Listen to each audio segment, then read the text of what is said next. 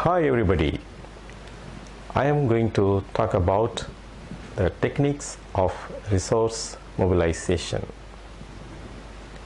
Disability is a term considered to be a part of human condition since everyone at some point of life experience some form of impairment, either permanent or temporary. Life is difficult for persons with permanent impairment, especially during their old age in routine functioning and socialization. It was well adjusted in the joint family system of earlier times through the helping hands offered by the other persons of the family. The present nuclear family system is a great challenge to persons with disabilities, and the society views them to be unproductive and burdensome. Disability is associated with religious belief and is treated as a curse by the divine power by many people even in this 21st century. All these things together make disability an unproductive and dependent condition, hampering equal rights and opportunities for persons with disabilities. In this context, resource mobilization is a major area of social work intervention in the present scenario. The concept is similar to that used in other fields of social work, with a difference in some of the strategies only. The magnitude of the challenges arising out of disability being huge, persons with disabilities must be supplied with greater socio-economic and political attention, and social workers must maintain adequate knowledge about the services available to the persons with disabilities towards inclusion. Social work in the field of disability has become a prominent area of study in the social work education in India, and it is essential, therefore, to have a basic understanding of the concept, methods, and models of resource mobilization for providing suitable services to persons with disability. At the end of this talk, you will gain an adequate knowledge about the concept and the process of resource mobilization, understand the principles of resource mobilization, appreciate the importance of resource mobilization, and learn the methods and the techniques of fundraising. Let me briefly explain the concepts of resource mobilization. According to Practical Guide for Research and Community-Based Organizations report in 2009, resource mobilization may be defined as a management process that involves identifying people who share the same values as your organization and taking steps to manage that relationship. Looking closely at this definition, one can see that resource mobilization is a process that involves three integrated concepts. 1. Organizational management and development. It involves establishing and strengthening organizations for the resource mobilization process.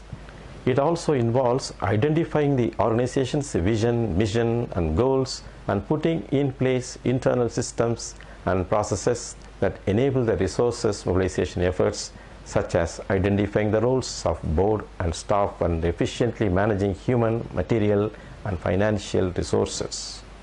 Creating and implementing a strategic plan that addresses the proper use of existing funds on one hand and seek out diversified sources of future funding on the other. Let me outline the principles of resource mobilization.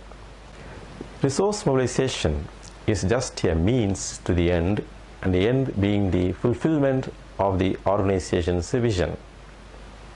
Resource mobilization is a team effort and involves the institution's commitment to resource mobilization, acceptance for the need to raise resources, and institutionalizing resource mobilization priorities, policies, and budget allocation.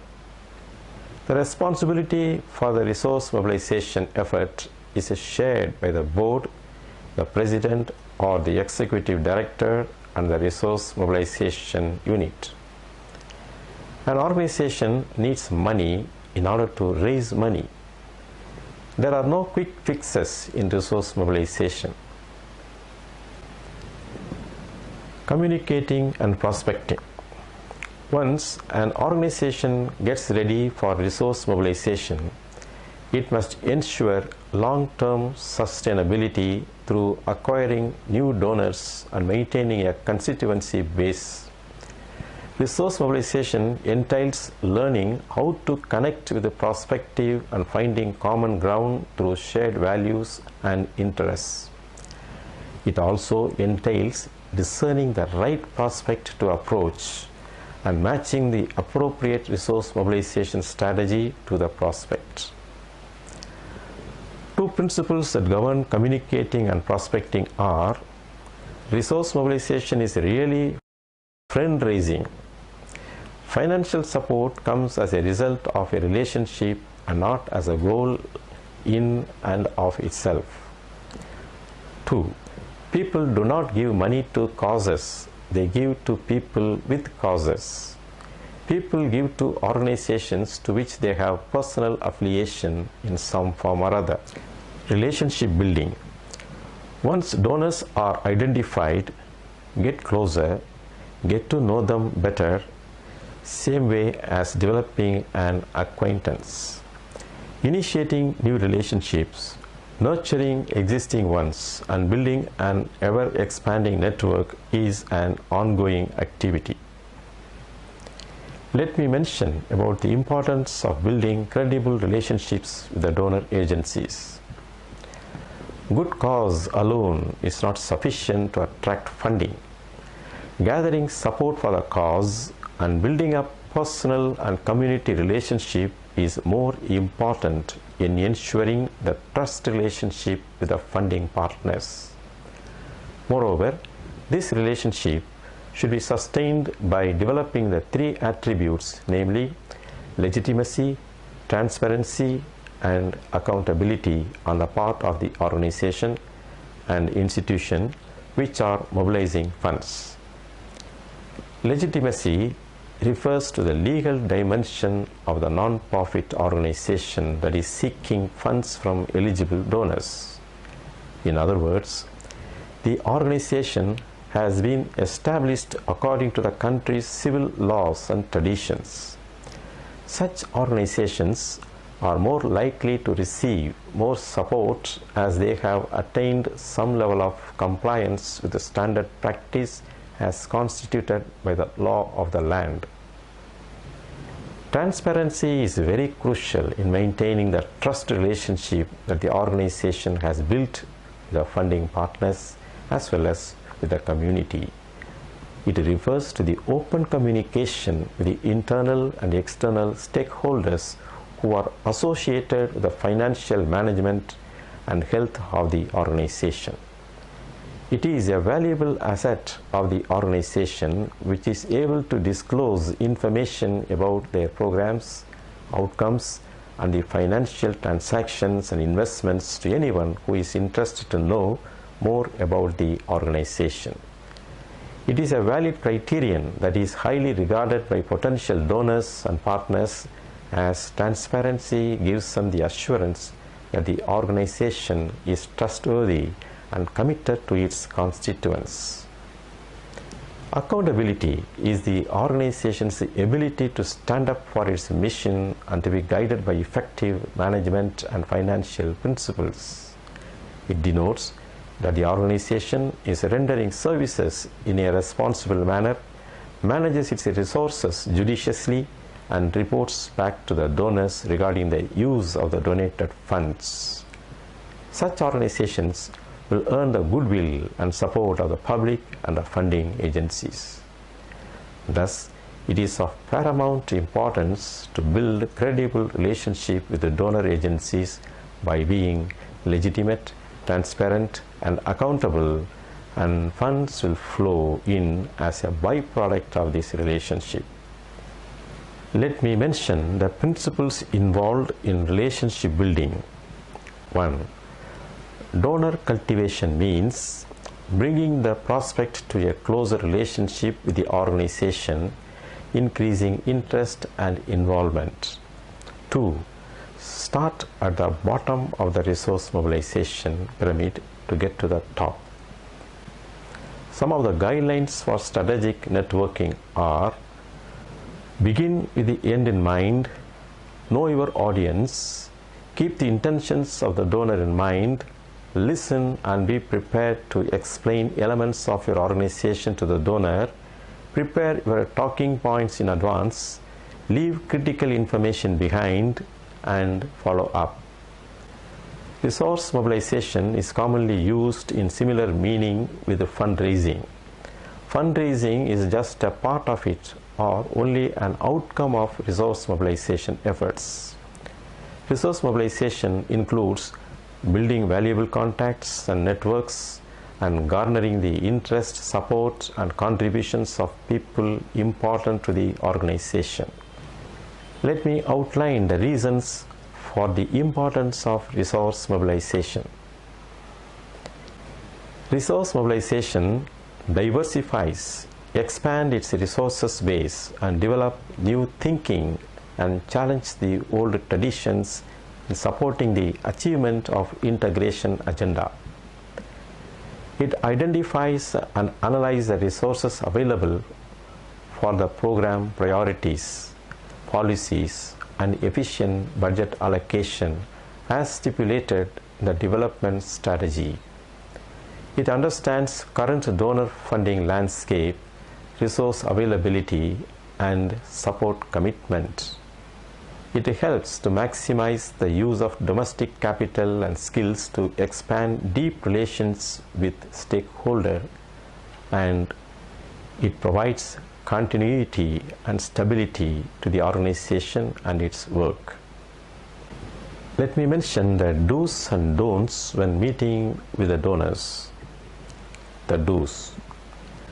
Remember to always speak on equal terms with funders. Treat donors with respect and curiosity. Follow through on everything that you say you will do. Meet all donor deadlines. Listen well to know who you are talking to. Learn their name and position and learn how to communicate with the people from different backgrounds. The don'ts. Do not use too much flattery. Do not speak in a poor-ass or self-pitying manner. Do not act desperate or complain about having no money. Do not call a potential resource provider too often or talk for too long. Do not hurry or rush the funder. Let me now state some of the tips for starting a conversation. Use questions to get started. Listen well and patiently. Do not deny objections, but find a positive way to answer them. Do not ask until you feel the time is right, then ask for the specific amount. Always base your appeal on facts rather than emotion. Mention if you have support from other donors. Offer a written proposal if necessary. Be flexible and understanding. If the answer from the donor is no, try to find out what the reasons are and if there are ways that this can be changed to yes. Suggest a follow-up meeting if necessary. Let me outline the items of information that can be shared during meeting.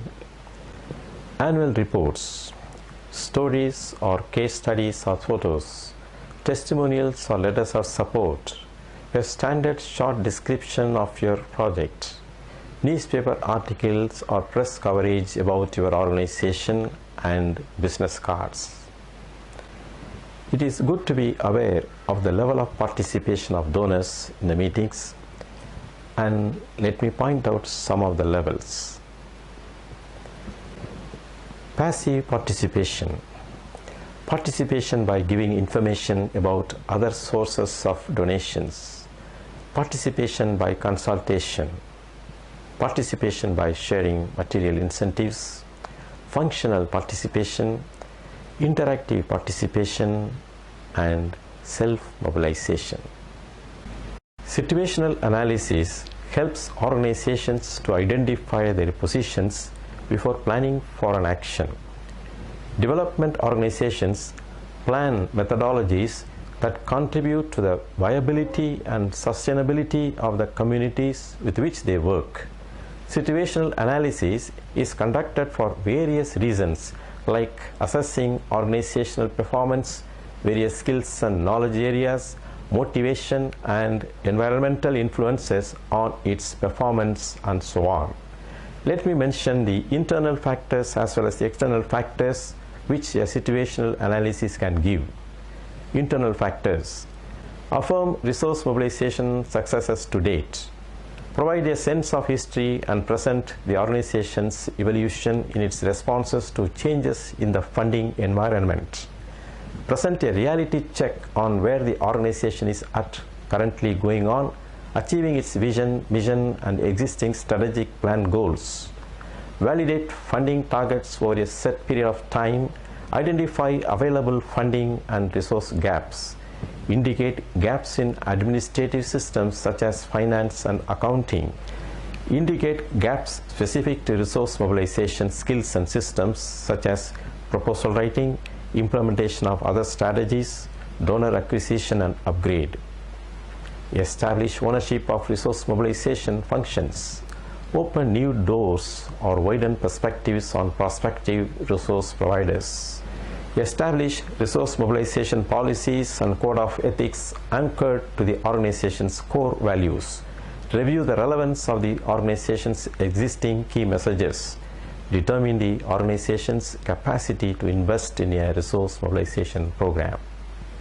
External factors: funders' priorities and changing trends, demand for your organization's services, technological innovations related to your area of work, legislative and regulatory changes, competing grantees, prevailing political, social, and economic conditions. There are some principal methods of resource mobilization such as government grants, public revenue raising efforts, usage fees, contributions from private donors, and foreign assistance. Resource mobilization can be done through availing the various government grants. There are grants available for supporting various types of disabilities. It is important to have sufficient knowledge of these provisions when working in the field of disabilities. Some of the grants of the state and central governments are dispersed at DDRO levels, like self-employment assistance, while some other grants are available with the health department. The public revenue raising effort is also called finance campaigns. Organizations working in various fields engage in fundraising efforts. Let me state the several steps in the design of a user fee system. Step 1. Set targets for cost recovery. Step 2. Determine the structure of user charges. Step 3. Set user fees. Step 4. Formulate a policy on exemption and waivers. Step 5. Design and operationalize a system for managing fee collection. Non-monetary contributions from private donors sometimes play an important role in the process of resource mobilization. Here also, the do's and don'ts of practice when meeting with the donors need to be kept in mind. Let me outline different types of support. Resource mobilization is actually a process of raising different types of support for the organization. It can include both cash and in-kind support. This process consists of eliciting different types of support.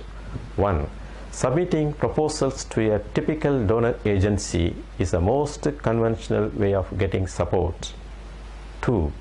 fundraising events are organized where some celebrities are invited and requests are made.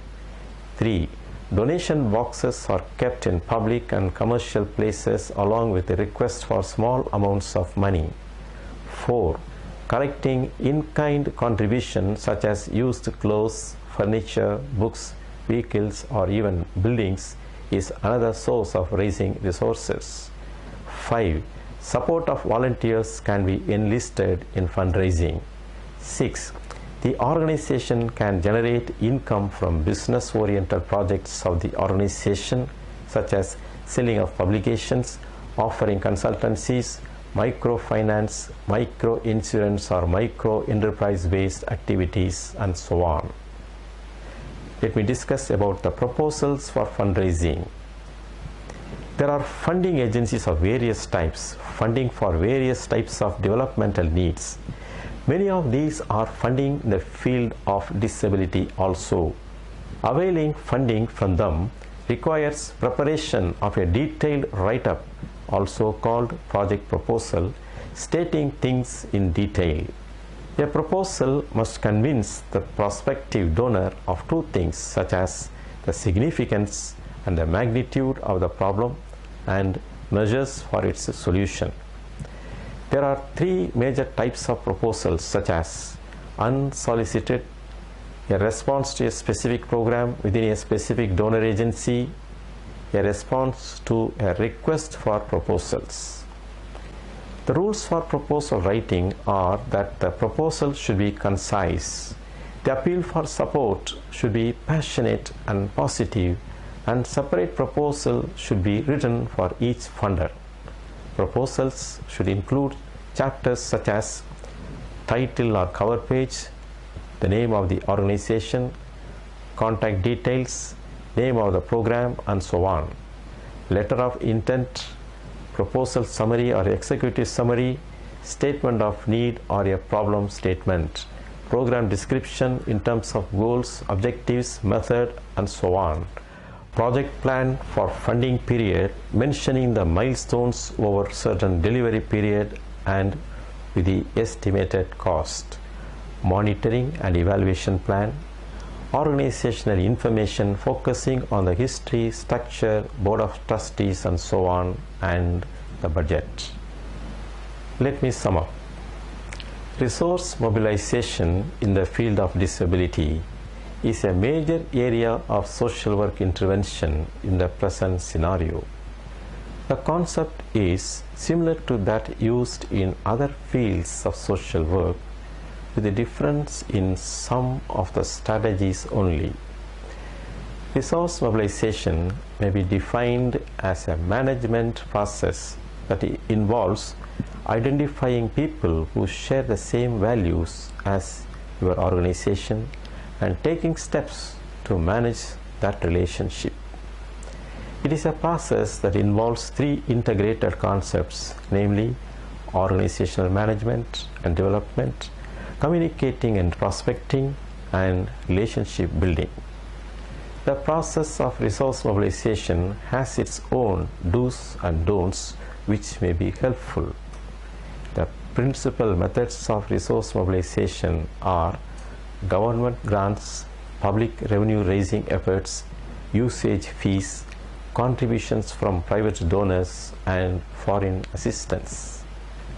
Situational analysis helps organizations to identify their positions before planning for an action. Development organizations plan methodologies that contribute to the viability and sustainability of the communities with which they work. There are funding agencies of various types, funding for various types of developmental needs. Many of these are funding in the field of disability also. Availing funding from them requires preparation of a detailed write-up called project proposal. A proposal must convince the prospective donor of two things such as the significance and magnitude of the problem and measures for its solution. There are three major types of proposals such as unsolicited, a response to a specific program within a specific donor agency, and a response to a request for proposals. Let me sign off now and hope to see you in another session. Thank you.